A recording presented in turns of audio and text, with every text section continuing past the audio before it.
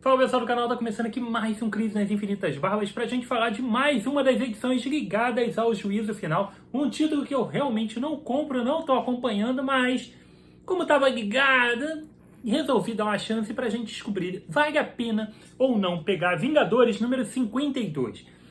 A suposta edição que tem a ver com o material Juízo Final, tá? Essa edição tá custando R$ 31,90, são 112 páginas de quadrinho, trazendo materiais ligados ao Juízo Final, tá? Então, aquele acabamento básico da Panini, que todo mundo já sabe, efeito verniz, capa cartão, papel couché aqui nas páginas coloridas, e aqui a gente então tem a primeira história da segunda parte do evento Juízo Final, tá? Deixa eu pegar aqui o checklist pra gente dar uma olhada. A gente começa com as 3 edições de maio, X-Men 58, que tem review aqui no canal, Juízo Final, né, que é a grande edição da série, também tem review aqui no canal, e Wolverine 6, que vai ter review. Além disso, ainda tem um guia completo explicando todo o evento, como são as revistas e tudo mais. Dá uma olhada nesse programa que vai te ajudar a se nortear bastante.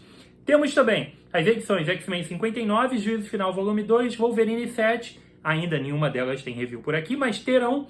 E finalmente Vingadores 52. Cara, vamos lá. Aqui a gente tem 2 pontos muito importantes para falar a respeito desse material. O primeiro é que é um acerto da Panini juntar as edições, sim, né? Juntou todo o material de tie-ins com uma qualidade não tão elevada assim, com histórias que não representam avanços na história principal. São realmente tie-ins, são histórias só para vender mais histórias. Elas não fazem a história principal andar. Elas são missões secundárias, digamos assim, tá?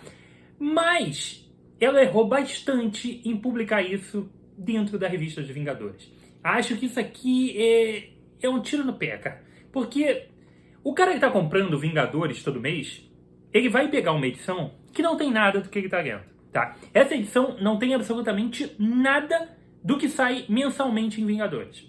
Nada. O Vingadores tem aqui, não é o Vingadores do Jason Aaron.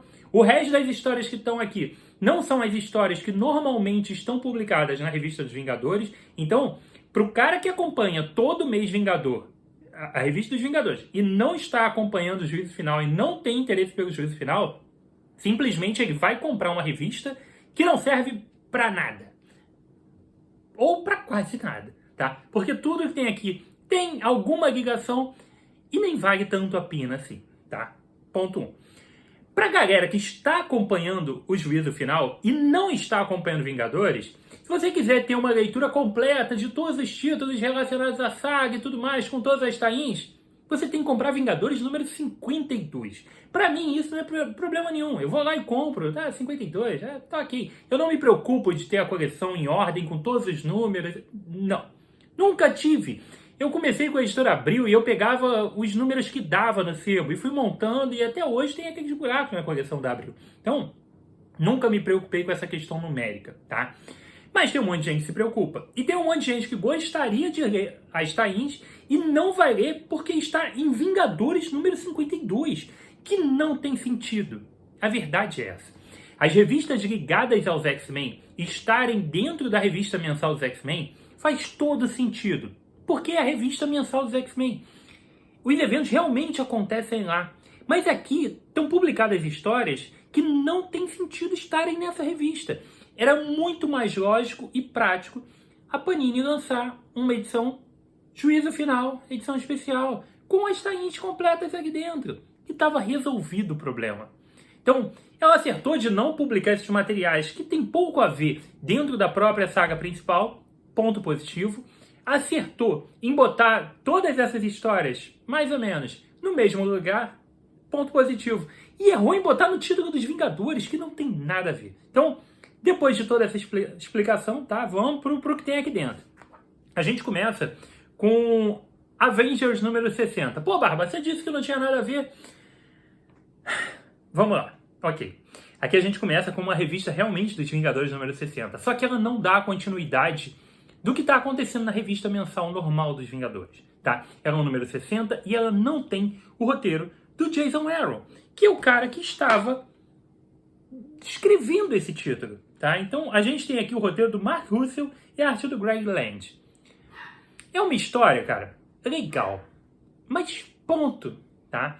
Ela não traz nada muito além disso. Aqui a gente vai ter uma história do Gavião Arqueiro, tá? E que, guardados os devidos spoilers, tá? Com relação à primeira parte lá do... A arte é bem bacana. Na primeira parte do juízo final, a gente sabe que os humanos serão julgados pelo Celestial que apareceu lá por N motivos. Eu não vou dar todos os spoilers também, mas a questão é, existe um Celestial no meio da guerra toda, entre os Eternos, contra os X-Men, e os Vingadores estão ali ajudando os X-Men. No meio da treta toda, tem um Celestial que falou, tem 24 horas para eu julgar toda a humanidade. E eu vou decidir se eu extermino a humanidade, se vale a pena continuar com a humanidade ou não. E aí começa um julgamento individual. Então, a gente vai acompanhar o julgamento do Gavião Arqueiro, tá? Esse é o ponto. Essa é a história. É basicamente uma historinha para mostrar se o fato das ações do Gavião Arqueiro, dele agir como herói, ele realmente tá fazendo uma coisa boa. É simplesmente uma HQ para você dar uma refletida e tal, é legal e nada muito além disso. É levantado aqui um ponto até interessante, mas que é muito pobre se a gente realmente quiser parar para pensar. Poxa, você salvou a vida desse vilão, por exemplo, né? Você, ao invés de matar ele, ele ia morrer e você salvou a vida dele, e ele vai matar trocentas pessoas depois. Você realmente fez a coisa certa? Mas essa é a indagação eterna de super-herói, então acho que fica raso. E a história acaba que é só mais uma história. E essa é a única ligação com relação ao juízo final. É a gente acompanhar esse julgamento de caráter pelo Celestial do Gavião Arqueiro. Ponto final, acabou a história. Tá? Essa é a primeira HQ, por isso que eu digo, não tem nada a ver com a mensal dos Vingadores, ela saiu nos Estados Unidos nessa revista, porque faz parte do combo deles, mas no Brasil realmente não havia necessidade, tá? Mas, ok. Vamos para a próxima. A próxima a gente tem Quarteto Fantástico. Está aqui dentro duas edições de Quarteto Fantástico. A gente tem as edições 47 e 48 de Quarteto Fantástico, tá? O roteiro é do David Pepose, não lembro particularmente desse rapaz, e a gente tem a arte do Juan Cabal. Faz um trabalho legal, a arte é boa, tá? Funciona. E aqui a gente tem uma história, cara, que tem seus pontos. Ela, por um prisma, dependendo do ponto de vista, ela é uma história legal. A partir do momento que ela se une a juízo final, ela é uma história menos interessante. E ainda tem alguns pontos que me incomodam um pouco no desenvolvimento dela. Essa história é o seguinte. A gente tem o Reed Richards entrando num estado de, não hibernação, mas de concentração absoluta para tentar resolver o problema. Os Vingadores estão quebrando a cabeça junto com os X-Men de como eles vão resolver esse caos todo e tudo mais. E aí o Reed, o Quarteto Fantástico, fala, pô, vamos ajudar, né? Senão a Terra vai ser devastada pelo Celestial.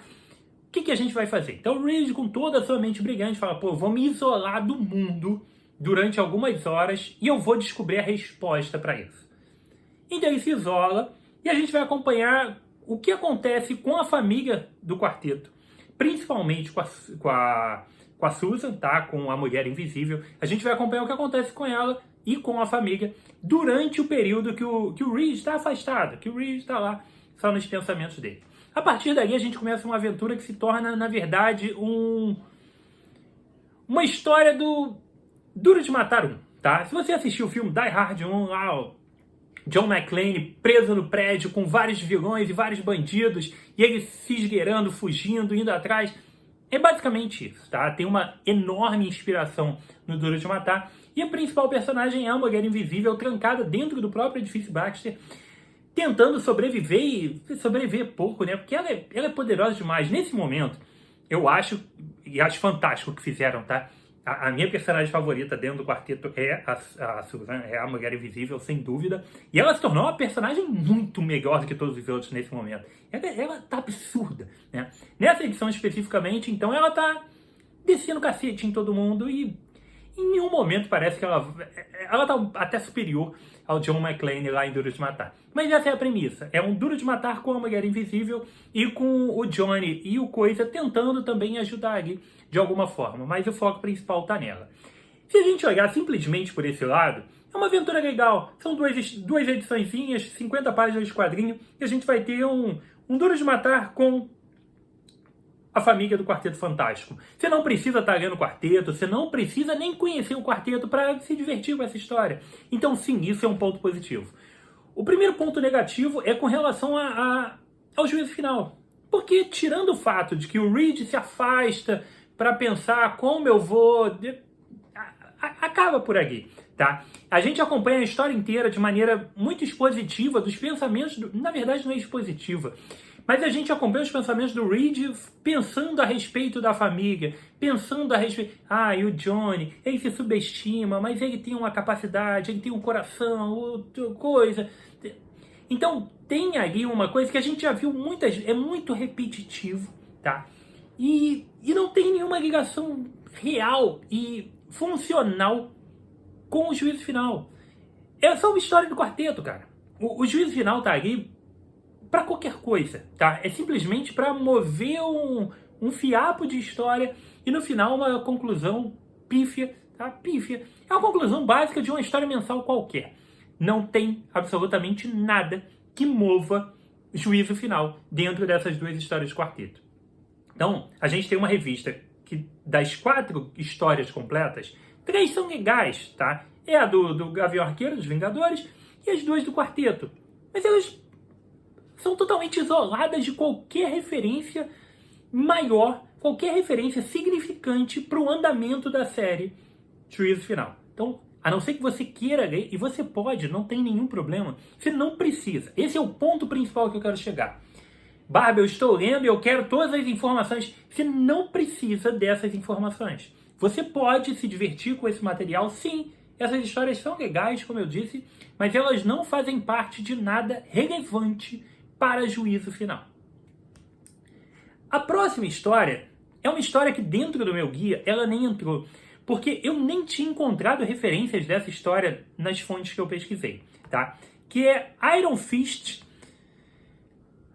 Avengers versus X-Men versus Vingadores, tá? É uma história do Punho de Ferro, e essa daqui é sofrível. Vou ser bem sincero, tá? Bem sincero. Deixa eu mostrar mais umas páginas, só rapidinho Essa página aqui tá boa também. Se dane, tem algum spoiler aqui, tá? Tem algumas páginas boas aqui, vou só mostrar para vocês verem a arte que é legal aqui do material, tá? Então, essa foi a do quarteto. Agora vamos para a história do Punho de Ferro. Roteiro da Alyssa Wong e arte do Michael Aigui e da Marika Cresta. A arte funciona. E eu acho que é só isso, tá? A revista começa com essa página dupla espetacular aqui, ó, que legal, tem aqui o que o Loki tá fazendo junto com o Punho de Ferro, não faço ideia, gente. E com o dragão ali do punho e...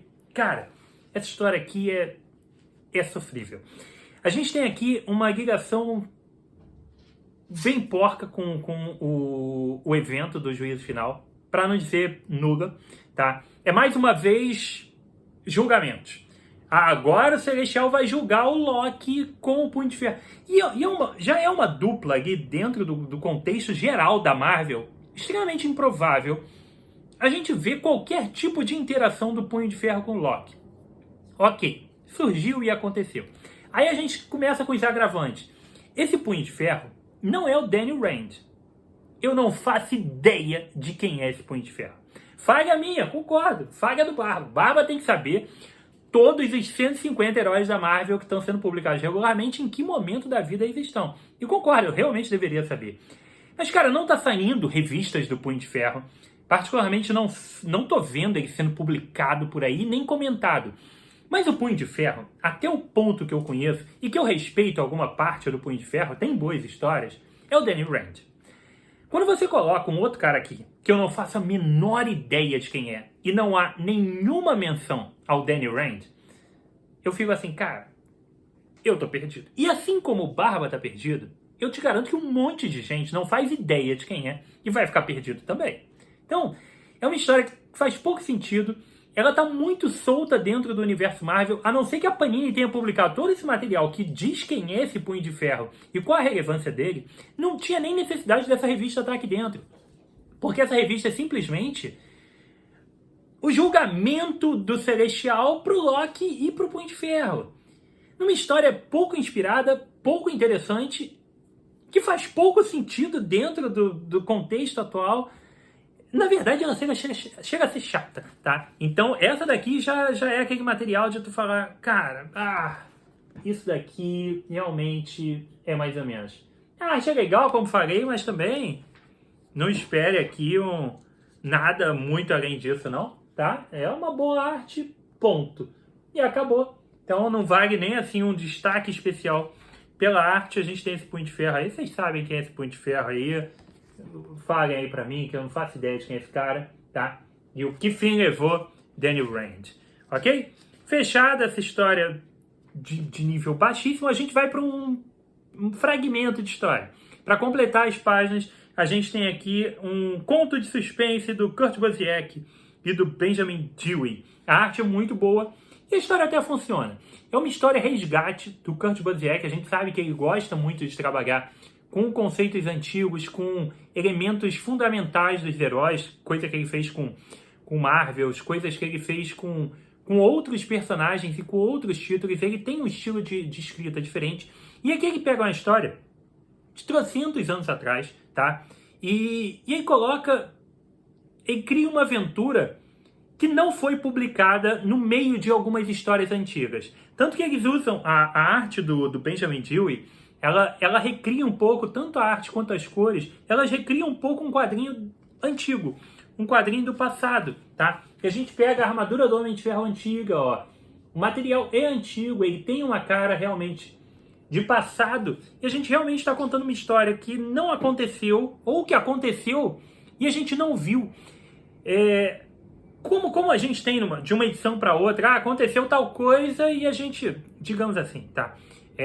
Na história número 10, eles pegam um avião para viajar. E na história 11, eles já chegaram naquele lugar há 2 dias. E aí conta o que aconteceu entre a 10 e a 11. Acho que é um bom jeito de vocês entenderem, tá? É legal, a história é divertidinha em si. O fato de eu não ter essas referências exatas do que está acontecendo aqui em detalhes, tem tem as caixinhas aqui, né? As informações. Isso aqui aconteceu na coleção clássica Marvel número 15. Então você vê, é um material que está fazendo referência a quadrinhos dos anos 60 ou 70. Então, material bem antigo, mas que tá ok, funciona e é legalzinho. Não tem nada a ver com o resto do título, tá? Então, é um Frankenstein. Sabe aqui, na verdade, é um verdadeiro Frankenstein que pouco tem a ver com o juízo final, pouco tem a ver com o título mensal dos Vingadores. E aí é contigo, cara. Eu comprei, fiz review, tá pronto. Missão cumprida. Agora com vocês decidam, vocês vão comprar, se não vão. Se comprou, escreve pra mim o que você achou desse material, o que você acha dos Vingadores atuais. Que porra de punho de ferro é esse que eu não faço ideia, tá? Então escreve aqui pra mim, tá? Deixe seu like, seu comentário. Se você é novo no canal, seja bem-vindo. Espero que você tenha curtido esse programa louco, tá? Mas se inscreva no canal, ative a notificação do sininho e volte sempre. Não se esqueça de se inscrever lá no Insta do Barbas. E se você for comprar seus quadrinhos na Amazon, use os links que estão sempre aqui embaixo na descrição do vídeo. Você ajuda demais o trabalho aqui do canal, tá bom? Então foi isso. Aqui comigo, Rodrigo, mais um review de quadrinho. Não tão bom assim. Legal, tá? Um abraço e até a próxima.